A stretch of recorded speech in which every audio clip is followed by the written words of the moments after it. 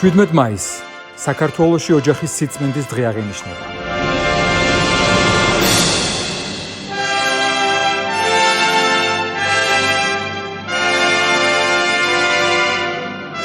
ჩვენ მივიღებთ ასეთი გადაწყვეტილება, ყოველი წლის 17 მაისს იყოს ოჯახის სიწმინდის და სიმტკიცის დღესასწაული.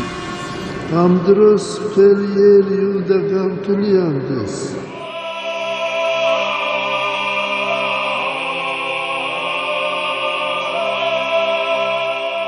გილოცავთ ოჯახის სიწმინდის დღეს.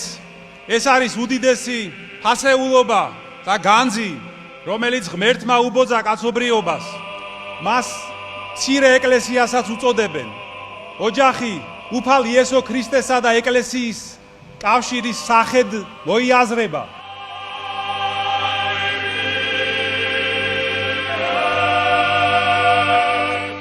დილის 10 საათზე ვიკრიბებით ქაშვეთის ტაძართან, საიდანაც 11 საათზე ლოცვითი მსვლელობა გაიმართება სამების საკათედრო ტაძრისკენ.